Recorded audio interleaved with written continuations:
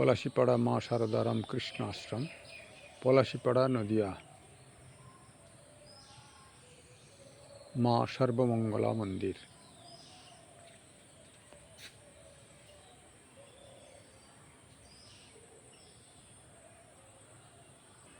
কেদারেশ্বর মহাদেব।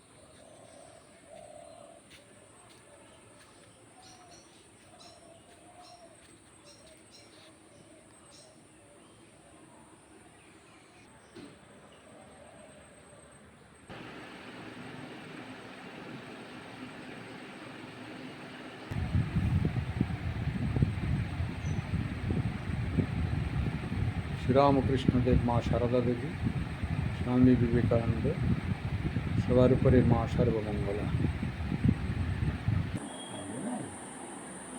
এইবার আমরা কথামৃত করি।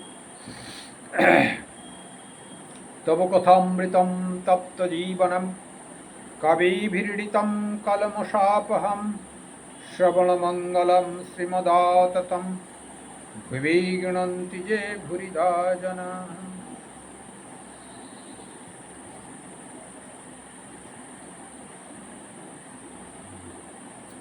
আজকে আমরা শ্রীরামকৃষ্ণ কথামৃতম চলছিল, তো আপনারা এখানে যারা এবং ইউটিউবের মাধ্যমে যারা শ্রবণ করছেন তা প্রত্যেককে আমার আন্তরিক শুভেচ্ছা। শ্রীরামকৃষ্ণ, মা শারদা এবং যে যার গুরু ইষ্ট যেন সকলকে কৃপা করেন। তো আজকে আমরা কথামৃত পাঠ করব, সকলেই আশা করি শ্রবণ করবেন, দর্শন এবং শ্রবণ। সাধারণত বক্তৃতা, কথামৃত পাঠ, গল্প এগুলো পুরো না শুনলে হয় না। আপনারা শুনলে পুরোটা শুনবেন, তাতে মাথায় একটু ঢুকবে বা হৃদয়ঙ্গম হবে, বা বাইরের বাহির টান যাকে বলে, বাহির টান ভাবটা খানিকটা অন্তর্মুখী হবে, তাতে শান্তি পাবেন। আজকে কথামৃতে 86 পর্ব। আজকে আমরা এ new light on the Vedanta, এটি কথামৃতের হেডিং। দ্বিতীয় খণ্ডই চলছিল, সেটি শেষ হয়নি। দ্বিতীয় খণ্ড, নরেন্দ্রপুর পাবলিকেশন, দ্বিতীয় খণ্ডের 786 পৃষ্ঠা। ঋষিরা ভয় তরাসে, a new light on the Vedanta. ঋষিরা ভয় তরাসে, তাদের কি ভাব জানো? আমি জোশ করে যাচ্ছি, আবার কে আসে? খাদি কাঠ আপনি জোশ করে ভেসে যায়, কিন্তু তার উপর একটি পাখি বসলে টুকটুক করে ডুবে যায়। নারদাদি বাহাদুরি কাঠ, আপনিও ভেসে যায়, আবার অনেক জীবজন্তুকেও নিয়ে যেতে পারে। স্টিম বোট কলের জাহাজ, আপনিও পার হয়ে যায় এবং অপরকেও পার করে নিয়ে যায়। নারদাদি আচার্য, বিজ্ঞানী, অন্য ঋষিদের চেয়ে সাহসী। যেমন পাকা খেলোয়াড় ছক বাঁধা খেলা খেলতে পারে। কি চাও, 6 না 5? ফি বারেই ঠিক পড়ছে, এমনই খেলোয়াড়। সে আবার মাঝে মাঝে গোঁপে তা দেয়। শুধু বিজ্ঞানী যারা শুধু জ্ঞানী যারা তারা ভয় তরাসে। যেমন শতরঞ্জ খেলায় কাঁচা লোকেরা ভাবে জোশো করে একবার ঘুঁটি উঠলে হয়। বিজ্ঞানীর কিছুতেই ভয় নাই। সে সাকার নিরাকার সাক্ষাৎকার করেছে কিনা, ঈশ্বরের সঙ্গে আলাপ করেছে কিনা, ঈশ্বরের আনন্দ সম্ভব করেছে কিনা, তার ভয়ের কারণ নাই। তাকে চিন্তা করে অখণ্ডে মন লয় হলেও আনন্দ, আবার মন লয় না হলেও লীলাতে মন রেখেও তার আনন্দ। শুধু জ্ঞানী একঘেয়ে কেবল বিচার করছে, এ নয় এ নয়, এ নয় এ নয়, এসব স্বপ্নবৎ।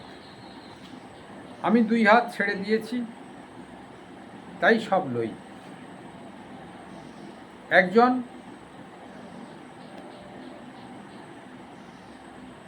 ব্যানের সঙ্গে দেখা করতে গেছিল। ব্যান তখন সুতা কাটছিল, নানা রকমের রেশমের সুতো।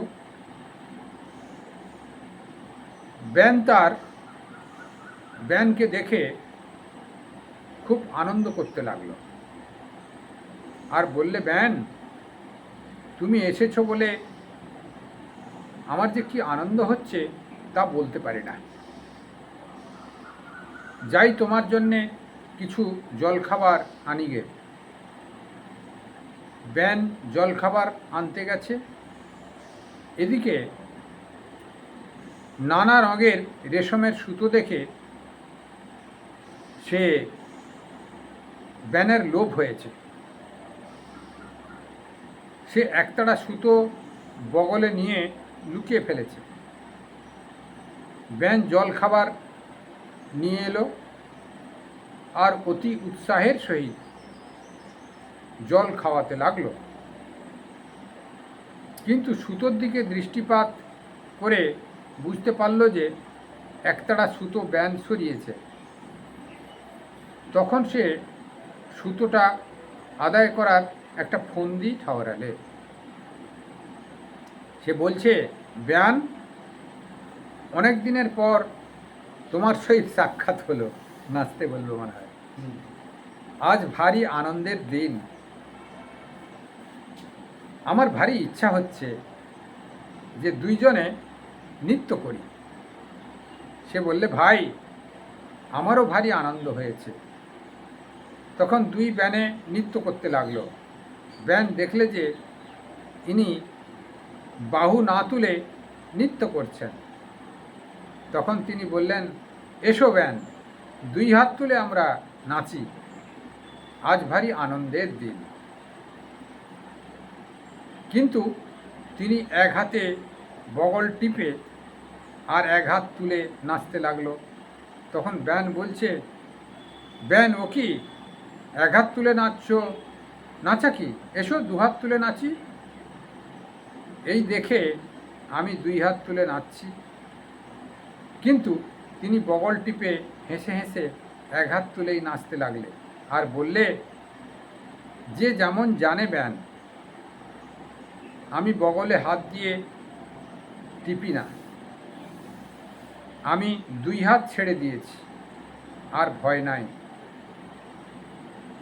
তাই আমি নিত্যলীলা 2 লই। ঠাকুর কি বলিতেছেন যে জ্ঞানীর লোকমান্য হবার কামনা জ্ঞানীর মুক্তি কামনা। লোকমান্য হওয়ার কামনা জ্ঞানীর মুক্তি কামনা। এইসব থাকে বলে 2 হাত তুলে নাচতে পারে না, নিত্যলীলা 2 নিতে পারে না। আর জ্ঞানীর ভয় আছে পাছে বদ্ধ হই। বিজ্ঞানীর ভয় নাই। শ্রীরামকৃষ্ণ। কেশব সেনকে বললাম যে আমি ত্যাগ না করলে হবে না। আমি ত্যাগ করা চাই। সে বললে তাহলে মহাশয় দল টল থাকে না। তখন আমি বললাম, কাঁচা আমি, বজ্জাত আমি ত্যাগ করতে বলেছি, কিন্তু পাকা আমি, বালকের আমি, ঈশ্বরের দাস আমি, বিদ্যার আমি, এতে দোষ নাই। সংসারীর আমি, অবিদ্যার আমি, সংসারীর আমি, অবিদ্যার আমি, কাঁচা আমি একটা মোটা লাঠির ন্যায়। সচ্চিদানন্দ সাগরে জল ওই লাঠি যেন দুই ভাগ করেছে, কিন্তু ঈশ্বরের দাস আমি, বালকের আমি, বিদ্যার আমি, জলের উপর রেখা মাত্র। জল এক বেশ দেখা যাচ্ছে, শুধু মাঝখানে একটি রেখা যেন দুভাগ জল, বস্তুত এক জল দেখা যাচ্ছে। শঙ্করাচার্য বিদ্যার আমি রেখেছিলেন লোকশিক্ষার জন্যে। ভারী সুন্দর হলো। এটাকে একটু আমরা ঝালাই করে নিই। কথামৃতের ঝালাই কিছু নাই, তা একটু ঝালাই করলে আর একটু আমাদের বুদ্ধির ভিতরে বিকাশ সাধন হবে, ঘষা মাজা হবে আর কি। ঋষিরা ভয় তরাসে, তার ইংরেজিতে লেখা হচ্ছে a new light on the Vedanta, বেদান্তের নতুন আলো। যেন শ্রীরামকৃষ্ণ এটি বলছেন, নতুন ভাবধারা দিচ্ছেন। কর্মভক্তি, জ্ঞান, যোগ, এই চারটি পরবর্তীকালে পাওয়া যায়। প্রথমে কর্ম এবং জ্ঞান ছিল, কর্মকাণ্ড এবং জ্ঞানকাণ্ড। পরবর্তীকালে ভক্তি এসছে এবং পতঞ্জল ঋষির রাজযোগ এসছে। তা কিন্তু ঠাকুর এখানে বিশেষ একটা বলছেন বিজ্ঞানী, যিনি সব অবস্থায় থাকতে পারেন। অর্থাৎ যিনি ঈশ্বরের সঙ্গে সাক্ষাৎ করেছেন, তিনি ফিরেও আসতে পারেন, সাকার রূপে লীলা করতে পারেন, আবার নিরাকারে চলে যেতে পারেন। এটি ঠাকুর বলতে চাচ্ছেন বিজ্ঞানী। অর্থাৎ বিশেষ রূপে তাকে জানা। সাধক ঠিক বিজ্ঞানী হচ্ছে অবতার এবং আচার্য, আর সাধক হচ্ছেন জ্ঞানী। অর্থাৎ সাধন ভজন করতে করতে পগার পার ঈশ্বরের অনুভূতি লাভ হবে, তিনি আর এই শরীরে ফিরে আসতে চান না, তিনি জ্ঞানী। আর ঠাকুর এখানে বিজ্ঞানী কীরকম বলছেন, তিনি অনুভূতি লাভ করে আবার ফিরে আসতে পারছেন। দৃষ্টান্ত কি দিয়েছেন এখানে? ঋষিরা ভয়তরাস। এখানে ভয়তরাস মানে জ্ঞানীদের যেরকম ভয় একটা থাকে, অজ্ঞানীর কাছ থেকে জ্ঞানীর ভয়। অর্থাৎ বিষয়ী লোকের কাছ থেকে জ্ঞানীর ভয় থাকে সর্বদা। তিনি সদসৎ বিচার করছেন, এটি ঈশ্বর নয়, এটি ঈশ্বর নয়। অর্থাৎ বিষয় ভোগ রাশিগুলো, নিচয়গুলো, ভোগ রাশি নয়, রাশি শব্দের অর্থে সকল নিচয় একই জিনিস, তো এখানে নিচয় শব্দটা ভালো ব্যবহার হয়। ভোগ ও নিচয় সব ঈশ্বর নয়, এই বিচার করতে থাকেন। এটি ঈশ্বর নয়, এটি ঈশ্বর নয়, এটি ঈশ্বর নয়, এটি ঈশ্বর নয়। এই বিচার করতে করতে তিনি মনকে ঈশ্বরমুখী করে রাখেন। সারা জীবন এইটি তার তপস্যা। সেই জন্যে ভয় হয়, পাছে তিনি বিষয়ী লোকের সঙ্গে যদি জড়িয়ে পড়েন, তাই বিষয়ী লোকের সঙ্গে বেশি সঙ্গ করেন না, একাকী হয়ে যান, নিঃসঙ্গ হয়ে যান, কেবল শাস্ত্রসঙ্গ, গুরুসঙ্গ বা ভক্ত সঙ্গ কেবল 2-4 জন থাকতে পারে। সেরকম ভক্ত হবে যারা ওই জগৎ মিথ্যা, ঈশ্বরই সত্য এই আলোচনায় ব্যস্ত থাকে সদা। জ্ঞানীরা এই করেন। সেই জন্যে বলছেন ঋষিরা ভয় তরাস, অর্থাৎ যারা সাধক, ঋষি যারা সাধক, যারা সাধন ভোজন করে না, জগৎ নিয়ে মেতে আছে, তাদের কথা এখানে আসছেই না। তারা তো ওই জগৎ নিয়েই পড়ে আছে। কত জন্ম পরে এই স্টেজে আসবে তার কোনো ঠিক নাই, আসতেও পারে তার কৃপায়, সেটা কথা বলা হচ্ছে না। কার কখন কৃপা হয়, প্রারব্ধ হয় কেউই জানে না, সে নিজেই হয়তো জানে না, এক ঈশ্বরই জানেন। তা সেই জন্যে সে ঋষিরা ওই বিষয়ের প্রতি আকর্ষণ যাতে না হয় সবসময় বিচার করেন এবং এগিয়ে যাওয়ার চেষ্টা করেন। এগিয়ে গেলে তার আর পিছু হটতে হলো না বা পা পিছলে যাওয়ার কোনো চান্স থাকলো না। সবসময় জ্ঞানাগ্নি প্রজ্বলিত করে রাখলেন। ভগবান শ্রীকৃষ্ণ জ্ঞানকে বিশেষ গুরুত্ব দিয়েছেন। জ্ঞানাগ্নি দগ্ধ কর্মাণি ভস্মসাৎ কুরুতে। হে অর্জুন, জ্ঞানরূপ অগ্নির দ্বারা সমস্ত এই বিষয় কর্মগুলোকে দগ্ধ করা যায়, অর্থাৎ বৈষয়িক চিন্তাকে নষ্ট করা যায় একমাত্র জ্ঞানাগ্নি প্রজ্বলন করে। অগ্নিতে যেরকম আমরা সমস্ত কিছুকে দহন করতে পারি, এবং পাকা অন্ন অর্থাৎ কাঁচা সবজিকে জল ঢেলে, কি মশলাপাতি এখন বেরিয়েছে, যাই হোক, সেদ্ধ করা মানে পাকা অন্ন, খেয়ে হজম হবে। সেই জন্যে জ্ঞানাগ্নিতে সমস্ত কিছু পুড়িয়ে ফেলা যায়, সেদ্ধ করা যায়, নিজের মতো তৈরি করে নেওয়া যায়। তা এখানেও সেই জ্ঞানে এই আমাদের যে জগৎ সংসারের যে ভোগ ও নিচয়, কামনা বাসনা, এগুলোকে বিচার করতে করতে ঈশ্বর নয়, এগুলো ঈশ্বর নয়, এই বিচার করতে করতে ঈশ্বরের দিকে এগিয়ে যাওয়া যায়, ভোগ ও নিচয় ত্যাগে পরিণত হয়। এটি জ্ঞানী। তিনি ভয়তরাস, সবসময় ভয়ে থাকেন, সেই জন্যে ভয়তরাস বলা হচ্ছে। কি লাইট দিলেন? New light on the Vedanta, যে বেদান্তবাদীরা শুধু জ্ঞানী হবে না, তিনি দিলেন কি বাহাদুরি কাঠ। এটা ছোট নৌকো, ওই যে তাল গাছ কেটে নৌকো বানায় মাছ ধরার জন্যে, তাল গাছের গোড়াটাকে, আবার এখন টিন দিয়ে বানানো হয়েছে।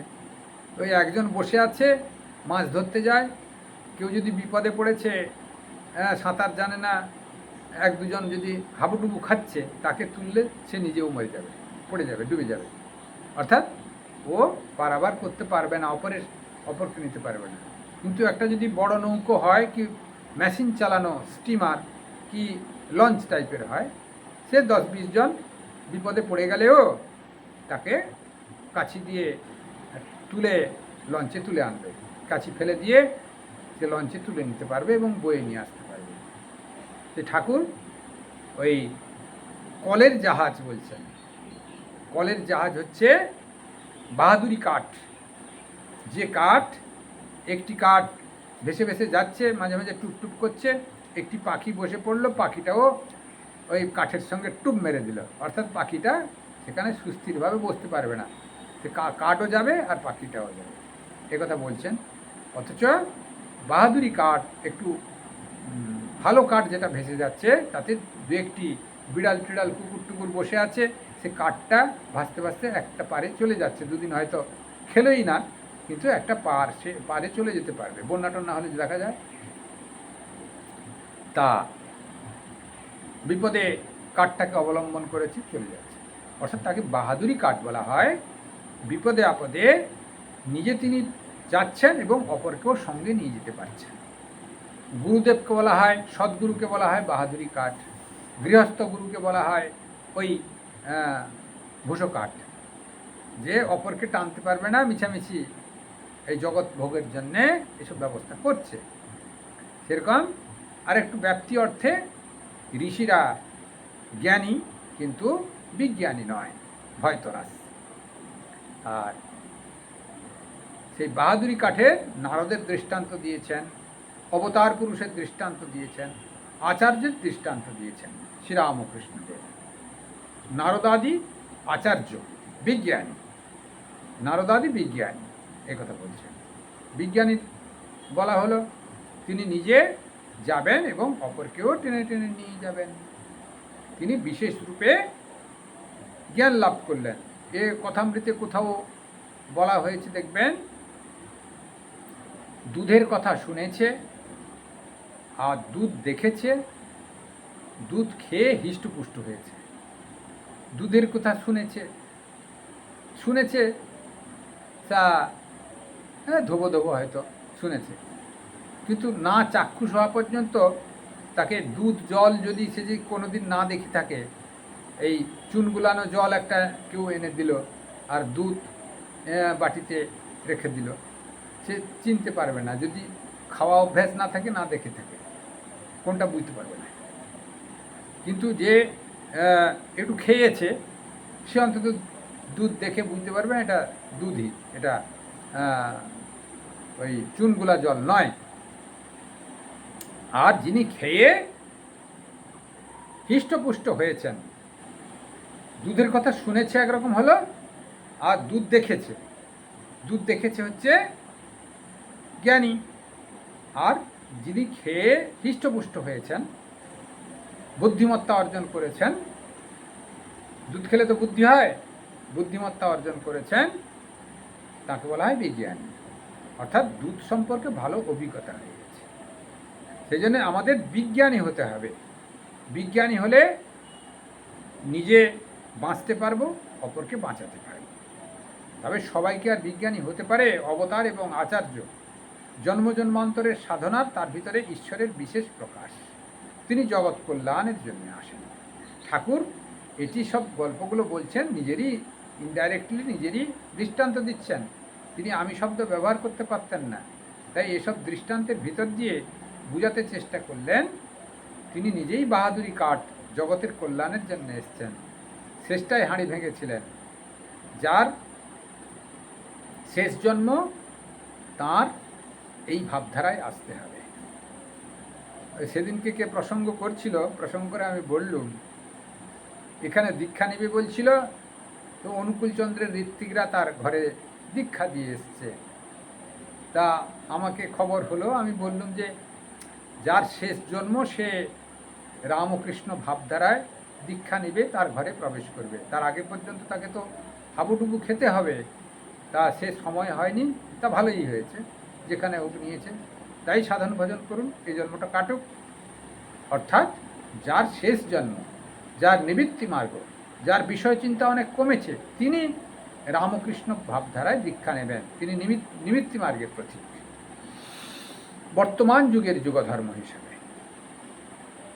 সেই জন্যে বাহাদুরি কাঠ হতে হলে বিষয় বাসনাকে ত্যাগ করে ঈশ্বরের অনুরাগী হতে হবে, ঈশ্বরের ভাবনায় ভাবিত হতে হবে। এবং তারপরে কি বলছেন দেখি, খেলার উদাহরণ দিয়েছেন, লুডো খেলার উদাহরণ দিয়েছেন। কেউ এমন পাকা খেলোয়াড় হয়ে যায়, মুখে যা বলবে সেইটি ছক্কা কখনো বলছে, কখন পাঁজা বলছে, কখন অমুক বলছে, তমুক বলছে। আবার সব পেকে গেলে আবার কাঁচিয়ে নিয়ে এসে তাকে টপকে আবার পাকিয়ে দিচ্ছে। এ হচ্ছে পাকা খেলোয়াড়, হচ্ছে লুডো খেলোয়াড়। লুডো খেলায় যিনি কাঁচা খেলোয়াড়, কোনোরকম করে পাকানোর ভয়ে ভয়ে ভয়ে কোনোরকম করে পাকিয়ে হাত গুটিয়ে বসে থাকে, আর নামতে চায় না। আর যিনি পাকা খেলোয়াড়, তিনি মুখে বলেন, গুটি সেইভাবে চলে, আর তিনি কাঁচিয়ে আবার সবাইকে হারিয়ে বেরিয়ে চলে যান। ওটা হচ্ছে পাকা খেলোয়াড়। বিজ্ঞানী পাকা খেলোয়াড়, জ্ঞানীরা কাঁচা খেলোয়াড়। কেবল নিজে বাঁচার জন্যে, নিজেকে ঈশ্বর লাভের জন্য কেবল চেষ্টা করেন, অপরের জন্য চেষ্টা করেন না। তারপর কি বললেন, কীরকম বিশ্লেষণ করেছেন দেখুন। শুধু জ্ঞানী একঘেয়ে কেবল বিচার করছে, এ নয় এ নয় এ নয়, আর সব স্বপ্নবৎ। এই একটি দৃষ্টান্ত দিয়েছেন, কীরকম, যে দুই হাত তুলে না নাচলে ঠিকভাবে তাকে অনুসরণ করা যায় না, তাকে পাওয়া যায় না। সেটি একটি ব্যানের দৃষ্টান্ত। ব্যান কথার অর্থ হচ্ছে, মেয়েকে বিয়ে দিলে মেয়ের মা আর ছেলের, যার সঙ্গে বিয়ে দিল ছেলেটা, তার মা, এই দুজনের পরপর ব্যান বলে। এরকম আমি যতটুকু জানি, ভিতরে ঢুকলে হয়তো গৃহস্থ লোক ভালো বলতে পারবে। তা সেই একটা ব্যান একটার ঘরে এসছে, তাদের ঘরে সুতো কাটা হতো। তা সুতো কাটা হতো, তাঁতি লোক। তা ব্যান এসছে, তার জন্য খাবার আনতে গেছেন। সেই তালে যে ব্যানটি অতিথি ব্যান, সে ভাবলো বেশ সুন্দর সুন্দর সুতো আছে, অ্যাগ্রিল সুতো, বগল দাবা করিগা, ঘরে নিয়ে অন্য কাজ করব। এ তো সংসারে হয়েই থাকে, গৃহস্থ বলে এটা হয় বেশি, মন পিউরিফাই কম, সেজন্য এটা হয়। প্রয়োজনে সরিয়ে রাখা, তো বলে সরিয়ে রাখো তা নয়, না বলেই সরিয়ে রাখা। বগল দাবা করেছেন, আর যিনি, যার ঘরে গেছেন, তিনি জল খাওয়ার দিয়ে দেখলেন, কাজ করতে যাচ্ছেন, দেখলেন যে একটা সুতো রিল নাই, কিন্তু হিসেবে ছিল, বা সেইটাই হয়তো কাজ করছিল, সেটাকেই সরিয়েছে, তো তা অসুবিধা হবে, ধরা পড়ে যাবে। তখন কি করে ব্যানকে বলবে, কি করে, লজ্জার বিষয় হবে। ব্যান হয়, মেয়েকে বিয়ে দিয়েছে, তার সঙ্গে ঝগড়াও করা যাবে না। তখন বুদ্ধি খরচা করলেন যে একটু নাচিয়ে এসো গা। তা কিছুতেই অতিথি ব্যানটি দুই হাত তুলে নাচল না। দুই হাত তুলে নাচলে তো ওই পড়ে যাবে, ওই রিলটা বগল দাবা করা ছিল, পড়ে যাবে।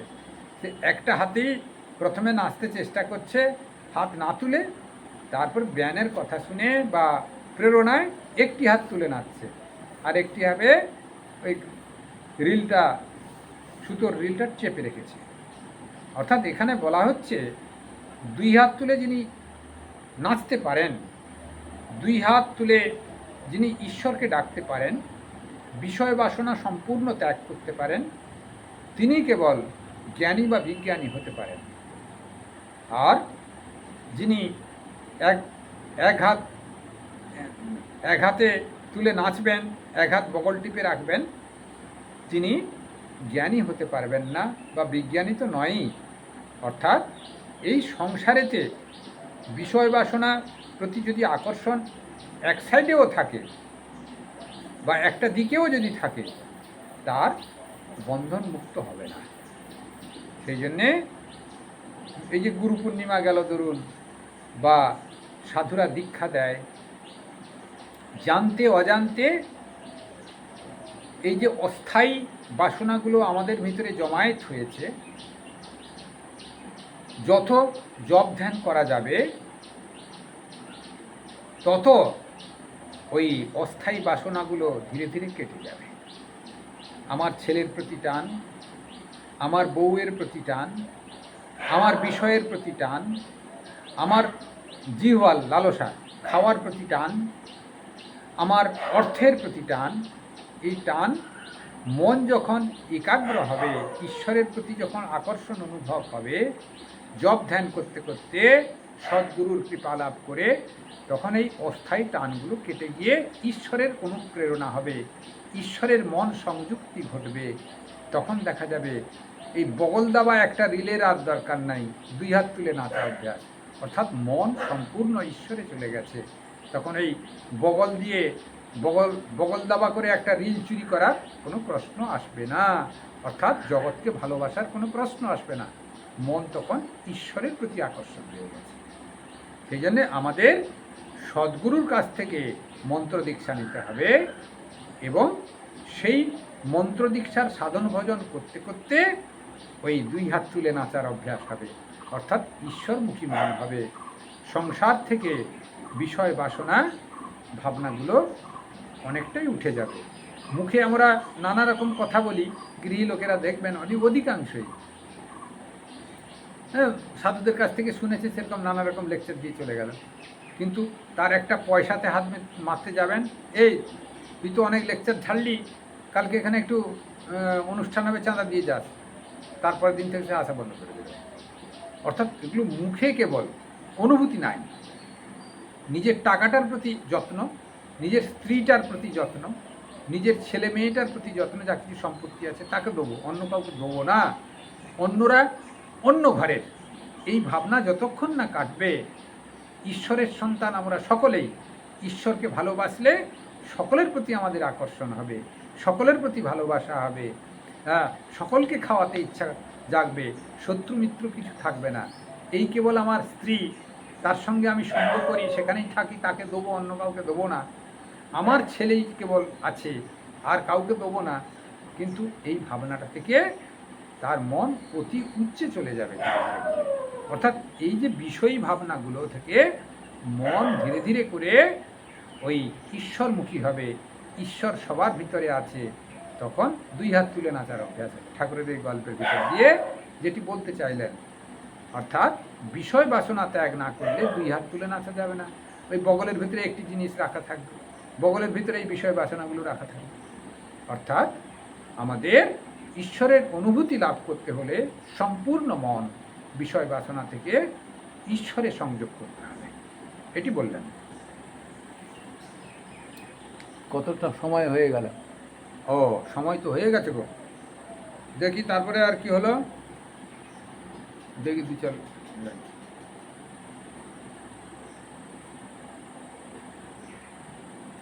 এবার কেশব সেনকে বগল দেওয়ার ঘটনা হয়ে গেল। কেশব সেনকে বলছেন,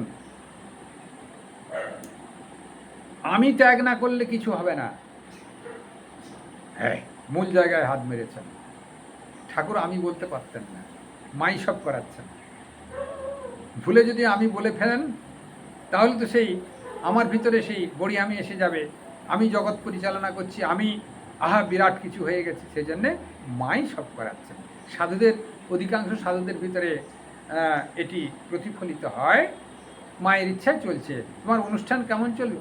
মায়ের ইচ্ছায় চলবে কি ঠাকুরের ইচ্ছায় চলবে গা, আমি কালেকশন করব, আমি না হলে হবে না, আমি ছাড়া এই অনুষ্ঠান চলবে না, আমি না হলে আশ্রম চলবে না। ধারণা ভুল। তবে কর্তব্যবোধে, ধরুন আপনি আশ্রম থেকে বেরিয়ে যাচ্ছেন, সন্ধ্যের সময় ফিরবেন, তা দুপুরে কিছু যে ব্যবস্থা, কেউ ভক্ত আসবে, কি কেউ আবাসিক কেউ আছে, তাদের জন্য খাওয়ার ব্যবস্থা করে টোরে যাওয়া, সেটা কর্তব্যবোধে করে যেতে হয়। না করে গেলেও কিন্তু ওরা রান্না করে ঠিক খাবে যদি কেউ থাকে, এটা নিশ্চিত। তা এইভাবেতে এটা ছোট দৃষ্টান্ত দেওয়া হলো। তো এইভাবে আমাদের আমি ত্যাগ করতে হবে। সে আমিটা কীরকম ত্যাগ হবে বলছেন, কাঁচা আমি ত্যাগ করো। কাঁচা আমি হচ্ছে বজ্জাত আমি।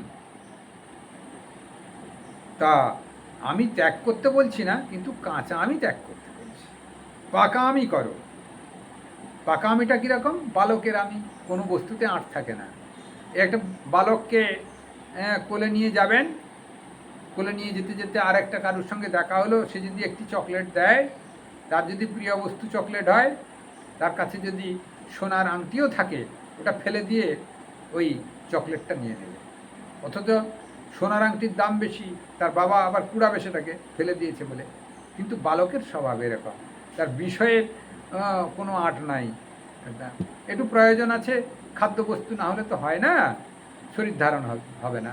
তার যেটি একটু দাম দস্তুর, সোনার আংটির এত 1000 টাকা দাম, চকলেটের 5 পয়সা দাম কি 1 টাকা দাম, অত কিছু তার চিন্তা নাই। বালকের স্বভাব হয়ে যাবে, ঈশ্বরের দাস আমি হয়ে যাবে। আমি ভগবানের সেবক, মাই সব করাচ্ছি, মায়ের সেবক, যা কিছু জগৎ সংসার তিনি পরিচালনা করছেন, এই ভাবনা। তা বিদ্যার আমি, এতে দোষ নাই। সংসারীর আমি হচ্ছে অবিদ্যার আমি। আমার স্ত্রী, আমার ছেলে, আমার আমি কম্পিউটার চালাই, আমি টাকা রোজগার না করলে আমার স্ত্রী খাবে কি, আমার মেয়েটা ছেলেটা পড়বে কি করে, আমার টিউশনের এত খরচা আছে, আমি যদি মজুর খাটতে না যাই তা আমার সংসারটা কি করে চলবে, এইরকম নানা রকম চিন্তা থাকে। স্বাভাবিক করে এগুলা বন্ধনে পড়ে গেছেন। এই বন্ধন ছাড়া উপরে যে কিছু আছে, এই বাইরের বন্ধন ছাড়াও যে অন্তর্দৃষ্টি কিছু আছে, অন্তরে কিছু আছে, এই আলু পটল যে আগুনের দ্বারা লাফাচ্ছে সেই ধারণাটা আসেনি। আলু পটল নিজে লাফাচ্ছে এইটি ধারণা পাক্কা হয়ে আছে, কিন্তু আগুনটা সরিয়ে নিলে আলু পটলের লাফা বন্ধ, সেই ধারণাটা এখন আসেনি, সেই জন্য এটি হচ্ছে। তারপরে একটা দৃষ্টান্ত ভারী সুন্দর দিয়েছেন যে জলের উপর লাঠি যেমন দুই ভাগ করে রেখেছে, লাঠিটা হচ্ছে কাঁচা আমি, একটা মোটা লাঠির নাই কাঁচা আমি। সচিদানন্দ সাগরে সচ্চিত আনন্দ অস্তি ভাতি প্রিয়। সৎ কথার অর্থ হচ্ছে অস্তি, চিত কথার অর্থ হচ্ছে ভাতি, প্রতিভাত হয়, চিত চৈতন্য সত্তা, প্রতিভাত হয়, আলোক, এই লাইট বাল্ব জ্বলে আছে। আনন্দ স্বরূপ, তা প্রিয়, প্রিয় বস্তুকে লোকে দেখে আনন্দ বোধ করে, আনন্দ, সচ্চিদ আনন্দ স্বরূপ। তো সেই অস্থিভাতে প্রিয়, সেটি ওই জলের উপরে যেন একটা মোটা লাঠি ফেলা আছে, সেটা লাঠি হচ্ছে কাঁচা আমি। আর পাকা আমি হলে কী হবে, এটা জল যেন দুই ভাগ থেকে একটা মাঝখানে যেন সুতোর মতো দাগ মনে হবে, কিন্তু সেটা দাগ নয়। যেরকম এলাহাবাদে গেলে বুঝতে পারবেন, যমুনার জল, গঙ্গার জল, দুই দিক থেকে একদিকে ঘোলা জল, একদিক থেকে স্বচ্ছ জল, মাঝখানে একটা রেখার মতো মনে হচ্ছে, আবার মিলিত হয়ে সামনের দিকে চলে যাচ্ছে, এই জন্য রেখাবৎ দেখা যাচ্ছে। তো জ্ঞানী ওই রেখাবৎ দর্শন করবেন, তার অহংকার নাক হয়ে গেছে কিনা সমত্ব দর্শন করছেন। এই শরীর ধারণ আছে বলে রেখাবৎ দর্শন হচ্ছে, শরীর ধারণ যখন আর হবে না তিনি অভেদ দর্শন করবেন। আর যারা কাঁচা আমি গৃহস্থ লোক, সব গৃহস্থ নয় যাদের জ্ঞান লাভ হয়নি, গৃহস্থের ভিতরে অনেক আবার জ্ঞানী আছেন, জনক রাজার দৃষ্টান্ত দেওয়া হয়েছিল। যাই হোক, যারা খুব উঁচু স্তরের ভক্ত তাদের ভিতরেও ওই জ্ঞানী ভাব এসে যায়, তাদের ভিতরে সেই বিজ্ঞানী ভাব, জ্ঞানী ভাব অনেক সময় এসে যায়। তারা কিন্তু সেই জলের অভেদ দর্শনই করেন। অভেদ মানে ওই একটা লাঠি নয়, একটা সুতো যেন পড়ে আছে, লাঠিটাকে কি বলা হচ্ছে অজ্ঞানী, আর সুতোটাকে বলা হচ্ছে জ্ঞানী। সুতো একটা পড়ে আছে যেন, ওই জলটা নাচছে, হেডু করছে, সুতোটা নাচছে, অর্থাৎ অখণ্ড জল সে বুঝতে পারছে।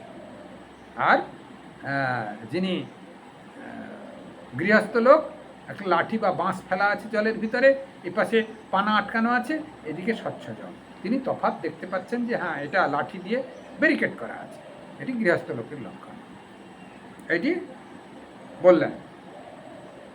তাহলে আজকে থাকুক এই পর্যন্ত। আর তারপর কি বলছেন, শঙ্করাচার্যাদি বিদ্যারামে রেখেছিলেন লোকশিক্ষার জন্য। এখানে শঙ্করাচার্যের দৃষ্টান্ত দিলেন, মানে আচার্যের দৃষ্টান্ত দিলেন। অবতার পুরুষ শ্রীরামকৃষ্ণ নিজে, আচার্য আদিশঙ্কর তার দৃষ্টান্ত দিলেন। এই আচার্য এবং অবতার উভয়ই বিজ্ঞানী, তারা বড় জাহাজ সদৃশ, তারা বড় কাঠ বন্যায় ভেসে যাচ্ছে, তার উপরে একটি পাখি বসেছে, একটি কুকুর বসেছে, একটি বিড়াল বসেছে। কুকুর বিড়ালে তখন আর ঝগড়া করবে না, একটি সাপও হয়তো টোকায় জড়িয়ে আছে, সব অন্য পারে চলে যাবে, সেটা নিয়ে চলে যাচ্ছে। এটা হচ্ছে সব বিজ্ঞানের দৃষ্টান্ত দেওয়া হলো, বা ওই জাহাজের দৃষ্টান্ত দেওয়া হলো। ওই তিনি বাহাদুরি কাঠের দৃষ্টান্ত দেওয়া হলো, অর্থাৎ বিজ্ঞানী, তিনি মুক্ত পুরুষ, তিনি এসছেন জগতের কল্যাণের জন্য। ওম নিরঞ্জনমনিত্যমনন্ত রূপম ভক্তানুকম্পাধিত বিগ্রহম বহি ঈশাবতারং পরমেশমিড্ডম তম রামকৃষ্ণম শিরসা নমামি।